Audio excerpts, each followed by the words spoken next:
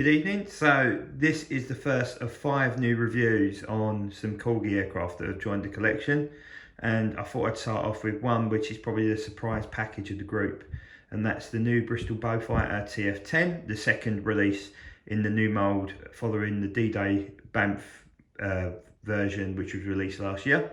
So let's get it unpacked and let's have a look. So here she is out the box.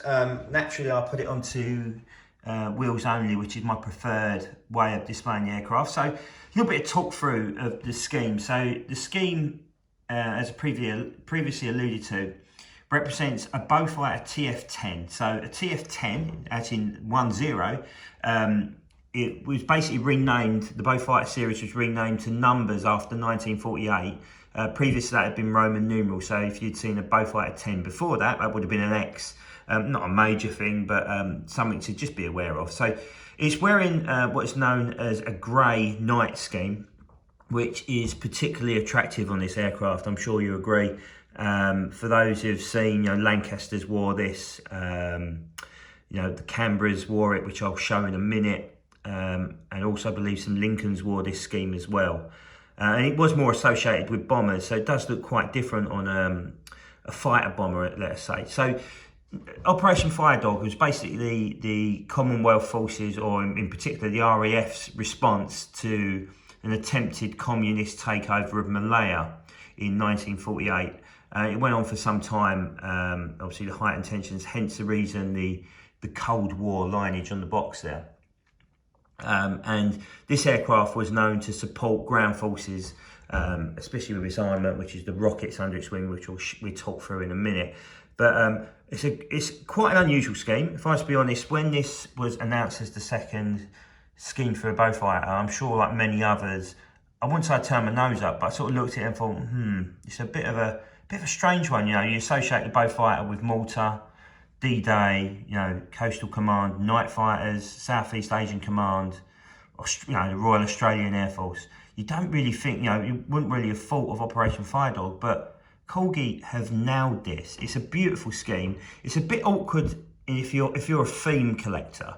It's a bit awkward to try and shove it into a theme. So if you like a sort of post-war, early jet age sort of style theme, I guess it sort of fits into that. But it's an unusual looking machine. Obviously, it's got the strange nose on the front of it there, which is slightly different. And of course, this one doesn't carry a torpedo; it actually carries a fuel tank. But let's have a little look around it. So I know there's been a little bit of commentary around it feeling a little lighter than the D-Day one. I'll get the D-Day one out in a minute, and we'll do a few comparisons.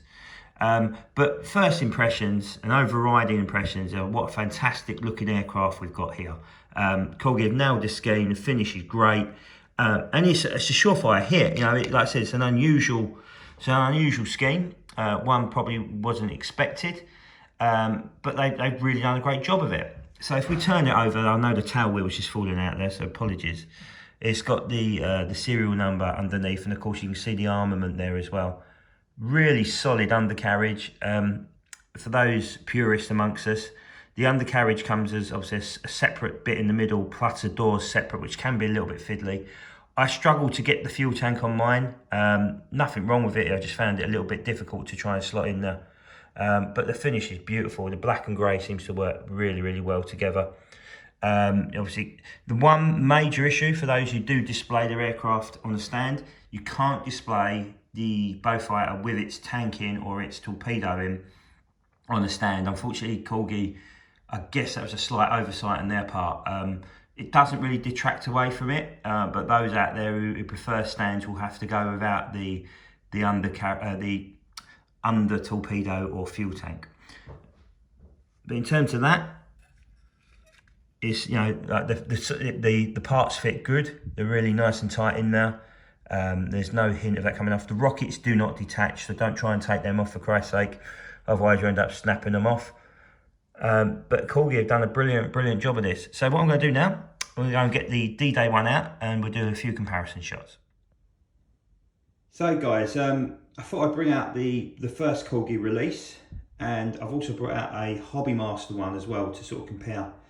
In terms of weight, I know there's been some discussion on the forums and on the page around the weight of the Corgi Beaufighters. For me, they're both feel exactly the same. There's no real difference in terms of weight. They're pretty similar. What I would say is that the Hobby Master one is considerably heavier.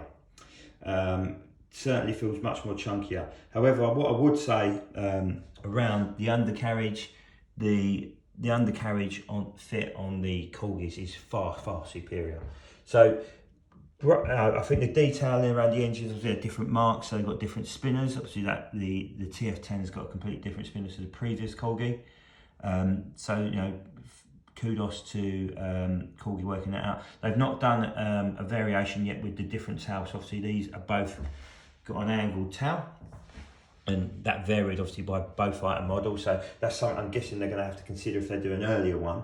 But overall, the paint finish as well. I mean, there was a lot of commentary over the first one being a bit too shiny.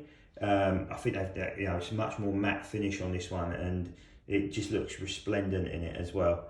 You know, obviously comparing paint finishes on the beaufighters by the different brands, you know, both of them have nailed it to a T. So yeah, overall, you know, for me, a really good release. What I'm going to do now is I'm going to go and get the Canberra, the previous Air Atlantic Canberra, because it's in the same scheme, and we'll have a look at them together.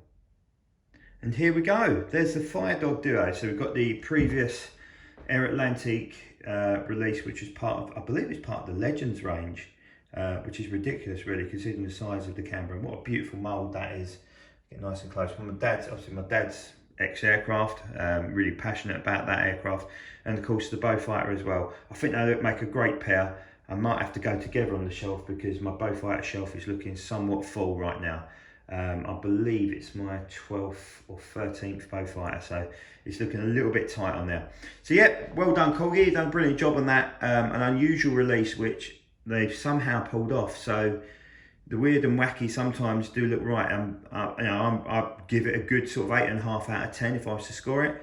Not perfect. It's not. I prefer, if I was to be really honest with you, a Battle of Britain beaufighter, North-wheeled bird from sort of 25 minutes up the road from here. But a really great release. Well worth looking at if you can. And it bodes well for the future of the beaufighter in Corgi's hands.